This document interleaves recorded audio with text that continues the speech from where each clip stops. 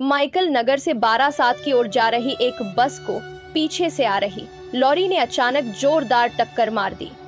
इस दर्दनाक हादसे में बस में सवार 2 यात्रियों की मौत हो गई।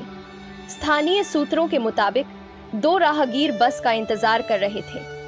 जैसे ही बस रुकी तभी पीछे से तेज रफ्तार लॉरी आई और उन्हें जबरदस्त टक्कर मार दी। मौके पर ही दोनों की मौत हो गई। दोनों शवों को पोस्टमार्टम के लिए बारासात मेडिकल कॉलेज ले जाया गया है। इसी सड़क पर लंबे समय से लापरवाही की शिकायतें आ रही थी। स्थानीय लोगों का कहना है कि पुलिस भी इस ओर ध्यान नहीं दे रही थी। वहीं मृतकों के परिजनों का आरोप है कि महिला के शव को बिना दिखाए ही पुलिस उठा ले गई, जिससे परिवार बेहद नाराज है। इतना ही नहीं, परिजनों को धमकाने तक की बात सामने आई है। मरने वाली महिला की पहचान काकली शर्मा देवनाथ के रूप में हुई है, जो नर्सिंग के पेशे से जुड़ी थी और काम खत्म कर घर लौट रही थी।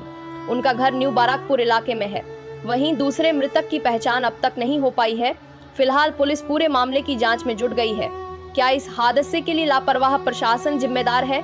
क्या इस सड़क पर और भी हादसे होते रहेंगे? आपका क्या कहना है? हमें कमेंट करके बताएं। आवाज आपकी, खबर हमारी, बने रहिए आवाज आप तक के साथ। হয়েছিল উনি তো মাইকেল নগর থেকে প্রতিদিন কাজের থেকে আসে, এবার ছেলে যায় নিয়ে আসছে, ছেলে নিয়ে আসতে গেছে, গিয়ে দেখে দিয়ে ওখানে লোকজন জড়ো আছে। এবার দেখার পরে দেখছি যে ওর ছেলে আমাকে ফোন করেছে, ফোন করে বলছে মা আর নেই। গিয়ে দেখি একদম থেতলে ফেতলে গেছে। এবার তো রেগুলার ওইখান থেকে লরি বেরালে পুলিশ পয়সা তোলে, সকালেও গাড়ি ধরলে ওই গাড়ি গেলে পুলিশ ওখান থেকে পয়সা তোলে, প্রত্যেক দিনই পুলিশ পয়সা তোলে। এবার গাড়ি রেসারেসিতে লরি এসে মেরে দিছে, পুরো স্পট ডেথ, পুরো থেতলে গেছে। হ্যাঁ, এলাকার লোকের কাছে শোনা গেছে। এবার ওইখানে লোকও তো জানে, সারাদিন দেখে সবাই, ওখান থেকে না বাইক নিয়ে যাওয়া যায়, না লরি গেলেই পয়সা তোলে। এখান থেকে পুলিশ তো আমাদের কাছে মাইকেল নগরে। আপনি যখন এলেন কি বলছিল পুলিশ আপনাকে? আমরা তো ওইখানে গেছিলাম, আমাদের কাছে লাশ কীভাবে ছিনিয়ে নিয়ে, আমরা তো 10-15টা পুলিশ এসে একদম ছিটকে দিয়ে লাশ ছিনিয়ে নিয়ে চলে গেল। আমরা তো রোড অবরোধ করছিলাম, তো আমাদের তো একদম হেঁচড়ে বেঁচড়ে সব টেনে, অনেক পুলিশ আসলো, এসে লাশ টেনে নিয়ে ছিঁড়ে দিয়ে চলে গেল এখান থেকে। লাশ চিনিয়ে নিয়ে ছুঁড়ে মারলো গাড়ির মধ্যে। এসে নাম হচ্ছে কাকলি শর্মা দেবনাথ। এখান থেকে আয়ের কাজ করতে নেই, আয়ের কাজে এসে 52 বছর। সকালে কখন বেরিয়েছিলেন? সকালে তো উনি 7টার সময় বেরোয়, 8টার মধ্যে কাজে ঢোকে এখান থেকে। এখানে আমি ওর এসে ভাই হই। কাকলি শর্মা দেবনাথ। আপনার নাম? এখানে আমার নাম কঙ্কন বিশ্বাস। আপনি ভাই? এখানে এখানে এমনকি পুলিশ আমাদেরই কলার ধরে টানছিল, লাস্টে দিতে হবে ওই সে নার্সিংহোমের ভিতরে। নার্সিংহোমের ফুটেজ পেলে আপনারা দেখতে পাবেন কী করছিল এখান থেকে। মানে লাশ দিতে হবে বলে, নাহলে তোরেও নিয়ে চলে যাবো, এরকম লাশ। সে ক্যালকাটা পুলিশ ছিল, বিধাননগর সিটি পুলিশ। এখান থেকে প্রচুর পরিমাণে পুলিশের প্রেশার আসছে যে ইতিমধ্যে এসে লাশ দিতে হবে। এখানে এমনি পুলিশদের এমনি অত্যাচার এখান থেকে স্পটে পুলিশরা প্রচুর অত্যাচার করছে। পুলিশরা ওখানে কোনো হেল্প করে না মানুষের। এখান থেকে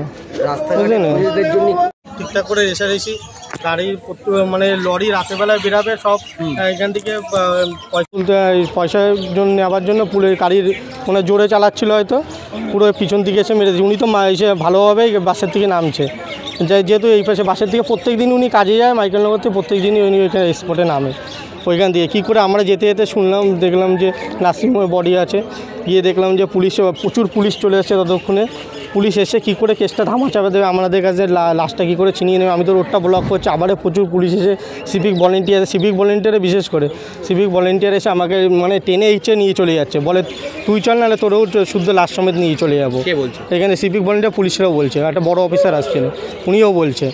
ঠিক আছে, যেহেতু কদিন আগেই তো ওইখানে একটা 3জন স্পট ডেড হয়েছে। হ্যাঁ, যেহেতু আপনারা সকালে গিয়ে দেখবেন আনিসে ওইখানে প্রচুর পয়সা লাগে না, একটা বাইক যেতে পারে ওইখান থেকে বাঁকড়া পুরো একদম বিরাটি মোড় পর্যন্ত গাড়ি গেলেই ওইখানে ধরবেই আপনারা। 2 নম্বর 8 নম্বর ওইখান থেকে তো আমরা কাজে যাই, ওখান থেকে আপনারা বাইক নিয়ে পাস হতে হবে না, বাইক নিয়ে গেলেই পয়সা নেবে।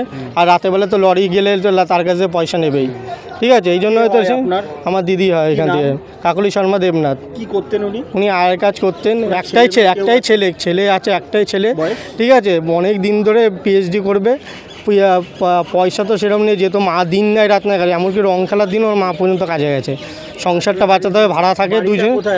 বাড়িটা আমাদের হচ্ছে 137 নিউ বারাকপুর ওয়েস্ট কোদালে, ওনারা ভাড়া থাকে। ঠিক আছে, ওইখানে গিয়ে এই অবস্থা এই গিয়ে দেখি ঘটনায় তো দুজনের মৃত্যু হয়েছে। হ্যাঁ, হ্যাঁ। একজন বলছেন আপনাদের সদস্য হ্যাঁ। পরিবারের, হুম। অন্যজনের কি কোনো কিছু খোঁজ পেয়েছেন? অন্যজনের খোঁজ পাইনি, অন্যজনের তো মানে লাশটা বেরই করেনি, যেহেতু লাভারিস হিসেবে মনে না প্ল্যান করছিল লাভারিস হিসেবে ওইখান থেকে। আমি তো গিয়ে দেখলাম যে ওখানে ফার্স্টে ভাবছি তো ওইটা আমাদের লাশ। ওটা কি চেনার মতন নেই? না ওইটা চেনার মতন নেই। তাহলে কি- এনারও তো মুখের এক সাইড নেই, হাত পাত তো পুরো থেতলে গেছে, গলায় চেন পেন ছিল, মোবাইল ফোনে সব কিছু এসে কিছুই পাওয়া যাচ্ছে না, ঠিক আছে। আপনি অভিযোগ করছেন পুলিশের পয়সা তোলায়, হ্যাঁ, সে- তার পরবর্তীতে হাসপাতালে এসেও হ্যাঁ, সে- এরকম একটা হ্যাঁ হাসপাতালে এসেও তো আমাদের কিছু করতে ইচ্ছে না, খালি নাম ঠিকানা নিল, ঠিক আছে, নাম ঠিকানা নিল, বলছে কালকে সকালে এসে বারাসাত থানায় দেখা করতে।